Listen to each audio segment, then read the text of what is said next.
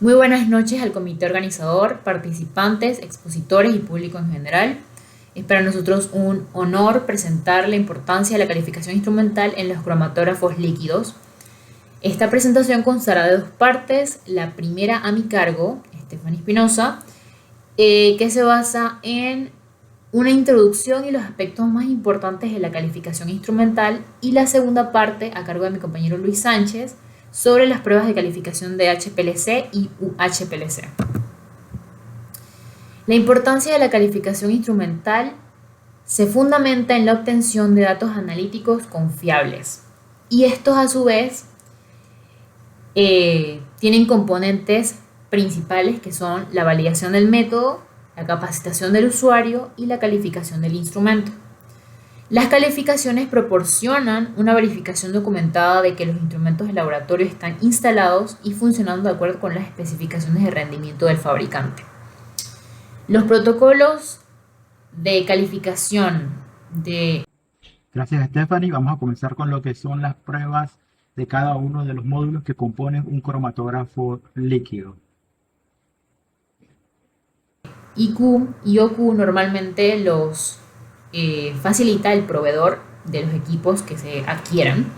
Y como vemos aquí, hablamos de una verificación, es decir, que ya tenemos simplemente que reproducir esas pruebas para determinar si nuestro equipo se comporta tal como el fabricante expone en ese documento. Y además establece que el instrumento debe estar conservado en un estado de mantenimiento y ajuste consistente con su uso para realizar las recalificaciones. Las recalificaciones nos permiten verificar la operación y el desempeño del instrumento en cuestión. Después, ¿qué laboratorios deben realizar calificaciones instrumentales? Las calificaciones instrumentales normalmente se requieren siempre que querramos obtener datos confiables, pero normalmente aquellos laboratorios que tienen un sistema de gestión de calidad son los que llevan a cabo este proceso. Como por ejemplo aquellos que cumplen con estándares globales, como por ejemplo las buenas prácticas de laboratorio, las buenas prácticas clínicas, las buenas prácticas de manufactura, los que estén cumpliendo la norma ISO 17025, para laboratorios de ensayo y de calibración, y la ISO 15189 para laboratorios que trabajen con muestras biológicas de humanos. Esos requisitos deben ser cumplidos para obtener datos confiables. Y siguen también normas específicas del país, normas internacionales o normas nacionales. Importante también que las calificaciones deben ser para todos los laboratorios, incluso aquellos que no operen en un entorno regulado, es decir, que no estén obligados a hacerlo.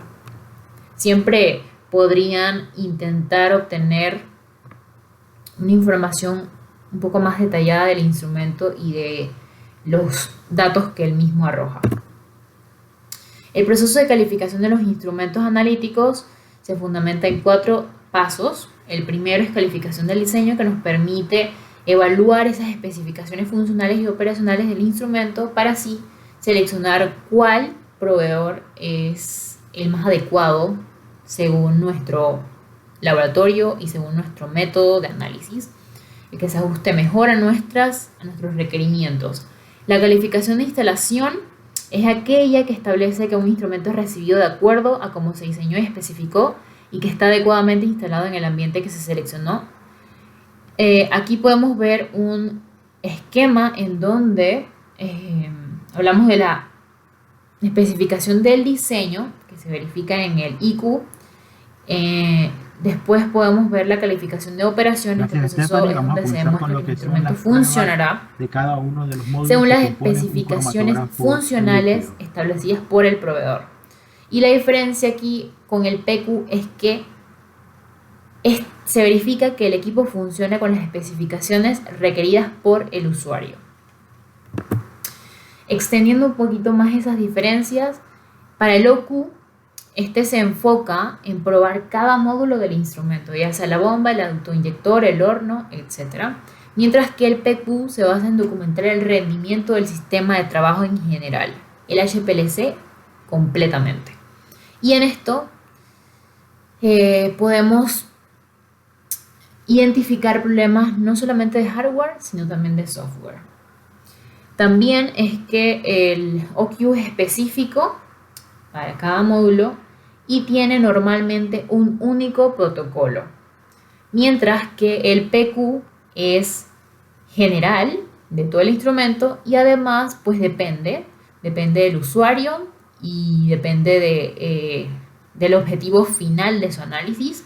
La frecuencia del OQ puede ser cada 6 meses o cada año y el PQ pues es una frecuencia mucho mayor definida por el usuario dependiendo de los cambios que haga al análisis, a su método, etcétera, definido por el usuario.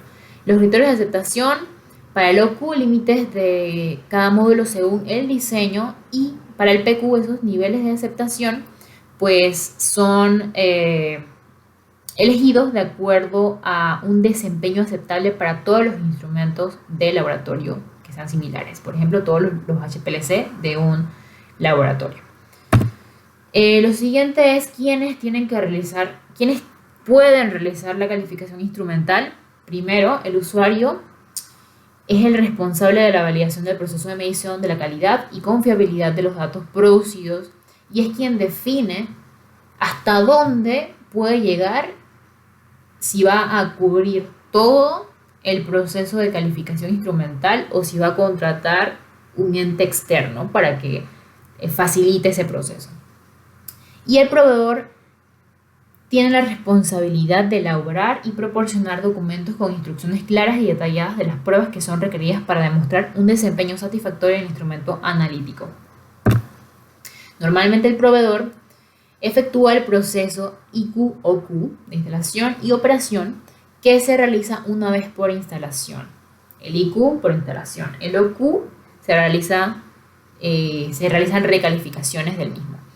Sus servicios de calificación incluyen pruebas integrales del sistema de instrumentos utilizando pruebas verificadas, herramientas certificadas y estándares de desempeño desarrollados. En este caso se refiere a cuando se contrata un servicio para la calificación. Y el usuario tiene la responsabilidad de realizar las pruebas para PQ, es decir, que crea un conjunto de protocolos nivel maestro para generar datos de rendimiento uniformes en las diferentes marcas y sistemas de HPLC dentro del laboratorio. Y además especifica el tiempo necesario para mantenimiento, reparación o cambio de instrumentos. ¿Cuándo realizar la calificación instrumental? Los instrumentos deben probarse periódicamente para confirmar un rendimiento de alta calidad e identificar posibles problemas de rendimiento debido al uso normal o posibles fallas de los componentes.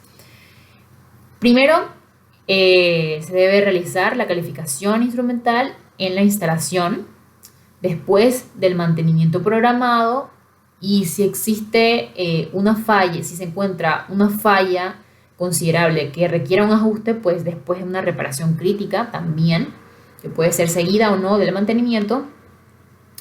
Para un requisito de sitio del OQ, también cuando se necesite usar ese instrumento en un entorno diferente por primera vez y después de una mudanza.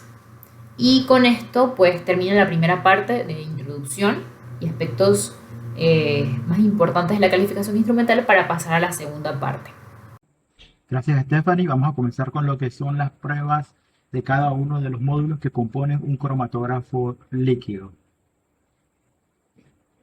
Ahora un sistema de suministro de solvente, suministro y mezcla de solvente, un sistema de introducción de la muestra, una interfase que comunica el instrumento con la computadora, un detector y un lugar donde se controla la temperatura de separación. Estos son los elementos que se le hacen pruebas para monitorear el estado operativo del equipo. Y la columna forma parte del método, así que la columna debe evaluarse independiente del equipo. La columna es un consumible que tiene una vida media y el martes vimos cómo monitorearla y cómo decidir cuándo debo reemplazarla. Y también cómo puedo extender su vida a través de la regeneración de columnas. El instrumento como tal, sin tomar en cuenta la columna del método, y es que cada método va a tener su columna, lo ideal es que cada método tenga su columna, se pueden realizar las pruebas de dos formas. Una es modular, en donde miro cómo se comporta el degasificador, independiente de cómo se comporta el detector. O puedo realizar la prueba holística para ver cómo se comporta el sistema como en conjunto. Para todo proceso de calificación, lo importante es que, y esto nuevamente me lleva al punto de, si contrato mi servicio de calificación o cómo sé que si lo realicé en el mes 1 y determino que va a funcionar que la voy a realizar de nuevo en el mes 15 porque es costosa o cada 24 meses, ¿cómo sé que mi instrumento está funcionando dentro de especificaciones a lo largo de ese intervalo? Así que lo ideal también es que el laboratorio tenga un sistema de monitoreo interno del instrumento para garantizar que entre cada servicio de calificación el instrumento está funcionando dentro de especificaciones. Bien, entonces de vuelta a lo que es la calificación, lo ideal es siempre que se realice, como vimos, posterior a un mantenimiento. Vamos a tomar un escenario en donde ya tienen el instrumento, se venció la garantía y ya fue necesario el primer mantenimiento, porque el equipo se usa frecuentemente. Antes de iniciar mi procedimiento de calificación, lo ideal es hacer una limpieza. Luego, tener a la mano todos los ítems necesarios y por último realizar las pruebas. Ejemplo de las pruebas más comunes que se utilizan por módulo: a la bomba, exactitud de flujo y prueba de gradiente; al inyector, precisión de inyección y ver cómo funciona su lavado entre inyecciones; para el termostato de columna, estabilidad y exactitud de temperatura; y para un detector UV, linealidad y exactitud de longitud de onda. En toda calificación o en todo protocolo, usualmente usted va a encontrar que el resultado es cumple o no cumple. Y el cumple está definido por un rango. Así que lo que va a encontrar en su informe de calificación usualmente es un pasó o falló. Pasó porque el resultado de la prueba estaba dentro del intervalo. Por eso ven aquí la nomenclatura te dice un más o menos, así que te da un intervalo un intervalo donde debe caer el resultado. Casi todos están así. Prueba número 1 para una bomba es la exactitud de flujo. Una forma sencilla de realizarla es colocar posterior a la limpieza, comenzar a medir cuánto está eluyendo posterior a la bomba. Así que, digamos, por ejemplo, si tengo un volumétrico de 10 mililitros, un volumétrico que sé que está midiendo 10 mililitros, y lo sé porque tengo un certificado de calibración de ese volumétrico, y coloco un flujo de 1 mililitro por minuto, hay una cantidad de tiempo en que él debe llenar ese volumen. Así que lo que yo hago es comenzar a monitorear en cuántos segundos está llenando mi volumétrico, y le doy un criterio de tolerancia. Si, por ejemplo, si el intervalo de tiempo es de 600 segundos, pues entonces debe caer, basado en la tolerancia que le doy entre, por ejemplo, 590 y 610 segundos. Con eso sé que mi instrumento está funcionando dentro de tolerancia.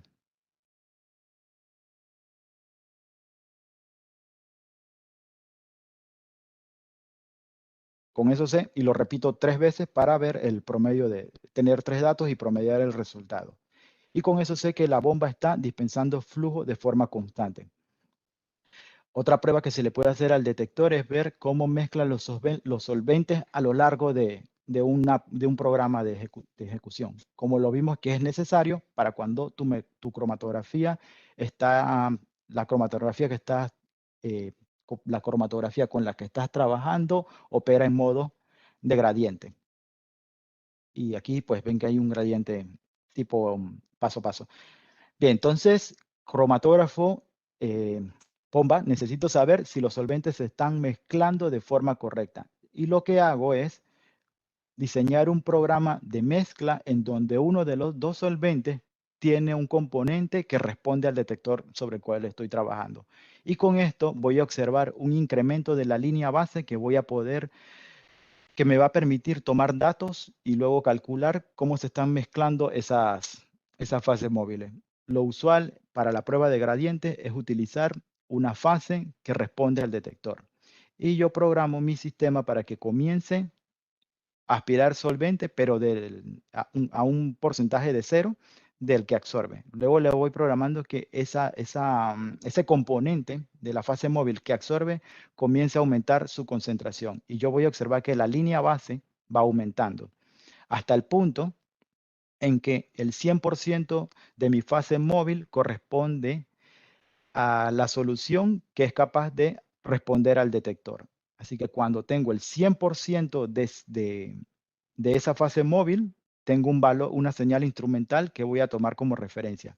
100% de la fase móvil está entrando al detector y me da un valor en la señal instrumental. Si yo le digo que únicamente que en lugar de 100% aspire 90%, pues esta señal instrumental de aquí debe ser el 90% de cuando es 100%.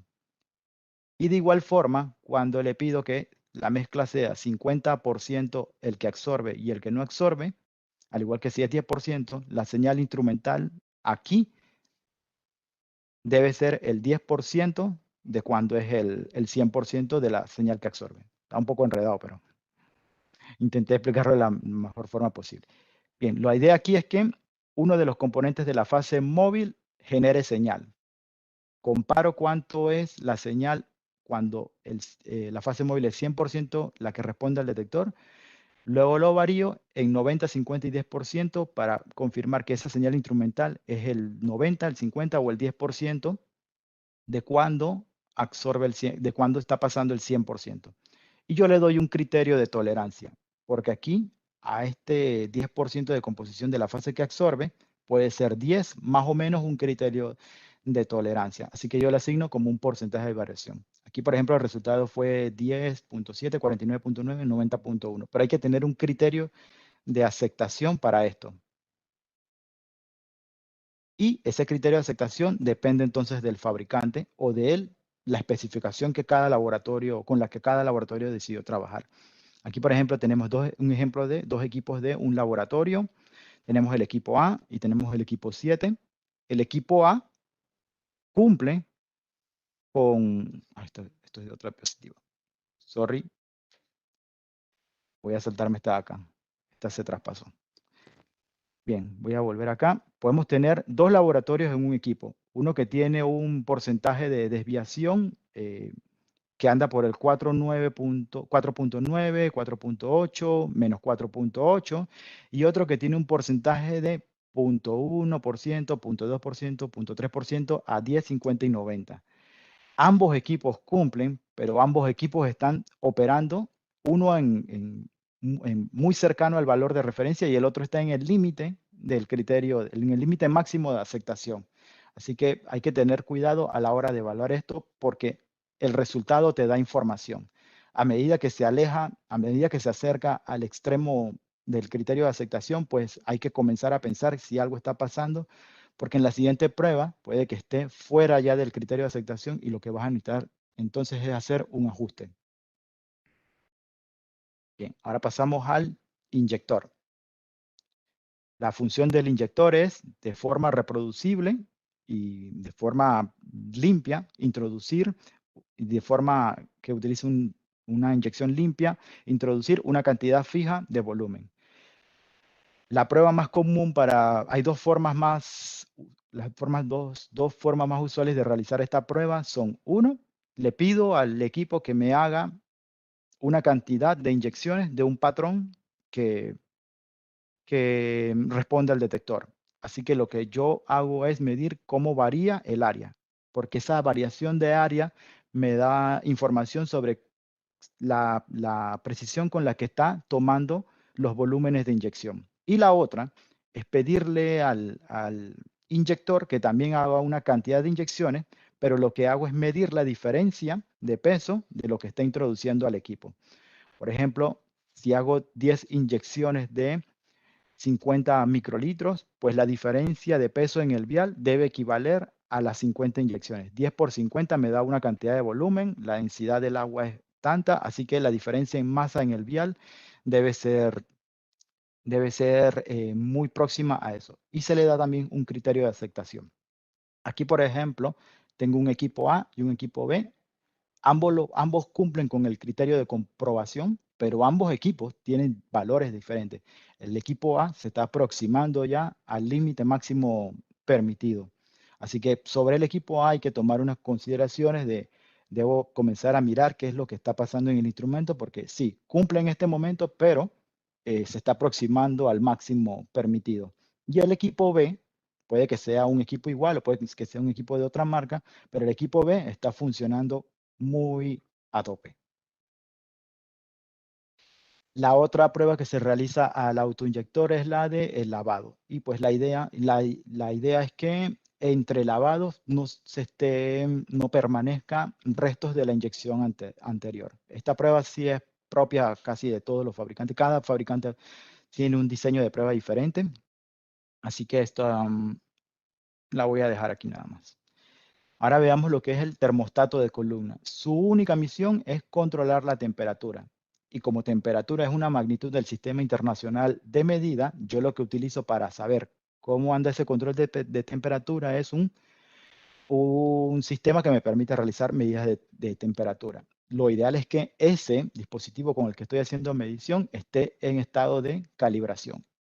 Una termocupla o un termómetro es una medida directa de una de las magnitudes del Sistema Internacional de Medida, así que yo lo puedo tener calibrado. Con ese estado operativo de calibración, como vimos al principio, yo sé cuánto es el error de mi instrumento de medición. Así que lo que me marca el termostato de columna o horno de columna, como le llama el proveedor, versus lo que me indica mi dispositivo de medición calibrado, me va a dar información sobre el error. En cuanto a los certificados de calibración, hay que tener muy presente que un certificado te da información sobre el estado del error, te da información sobre cuál es el error de medición en cada instrumento. Y dependiendo de los puntos de calibración, vas a tener siempre que realizar una corrección en la lectura. Así que ese es uno de los usos que se le da a los certificados de calibración, aparte de sacarlo cuando viene la auditoría y decir si este equipo está en estado calibrado. El uso más importante del certificado de calibración es hacer las correcciones en las medidas. Entonces, por ejemplo, yo le digo a mi instrumento, quiero que controle la temperatura a 20 y mi instrumento a 20, tengo un punto de calibración a 20 en donde me dice mi certificado de calibración, me dice que el error es 0, así que el número que me indica el display es directamente el valor contra el cual debo comparar en el termostato de columna. Muy importante entonces es que la herramienta con la que vas a realizar esas comparaciones esté en estado de calibración y que al mirar el certificado veas que su error es bien pequeño. Esto es lo que te vende el proveedor que les mostré hace un momento, una herramienta una herramienta en estado calibrado y que su error está documentado. Detectores ultravioleta visible, las tareas más comunes que se realizan son comprobación de la vida de la fuente de radiación, cómo anda su energía, evaluar su linealidad y su deriva. Vamos a ver un par de pruebas, por ejemplo,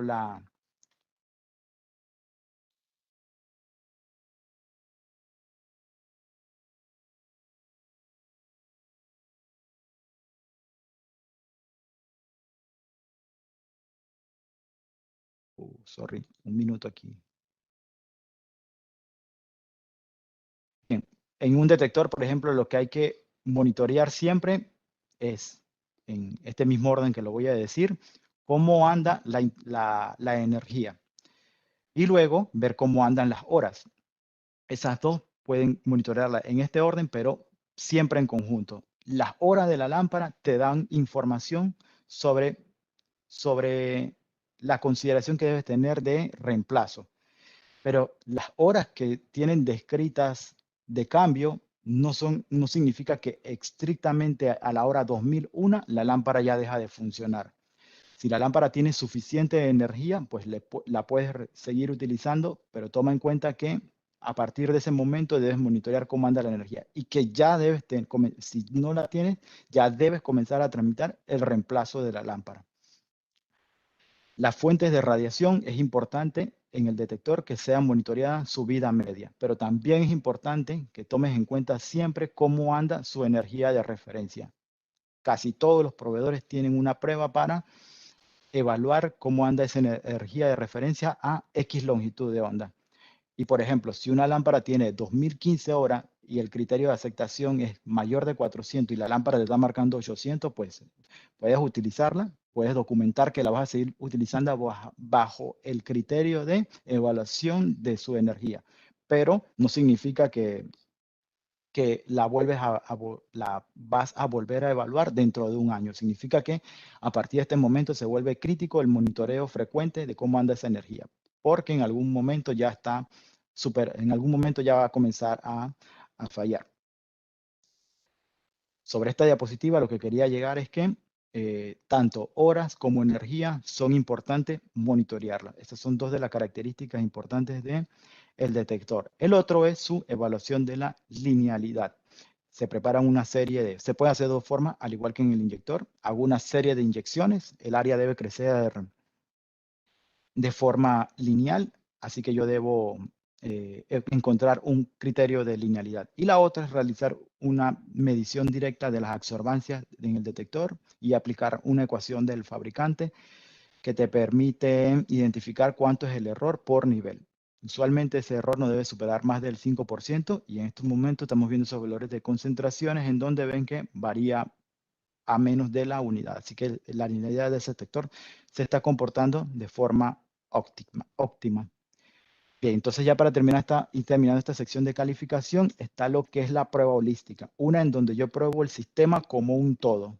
Voy a obtener dos resultados. Uno es que cumple, o dos, que no cumple, pero tampoco voy a saber claramente en qué está fallando el instrumento. En estas pruebas holísticas, como también le vende el proveedor que estoy aquí mostrando de VKit, lo he mostrado varias veces únicamente para que quede la idea de no tienen que estar,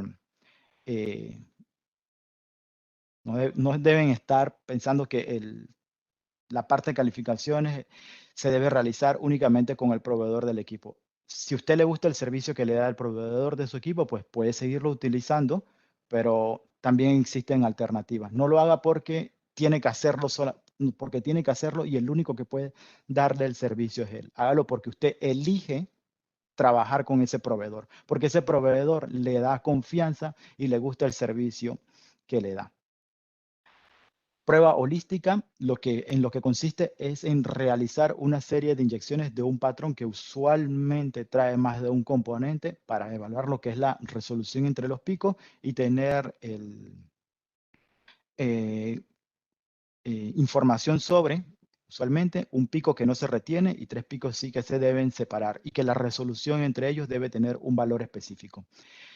En esta prueba holística lo que se busca evaluar es cómo varían los tiempos de retención y cómo varía el área. Si el tiempo de retención no varía, significa que desgasificador,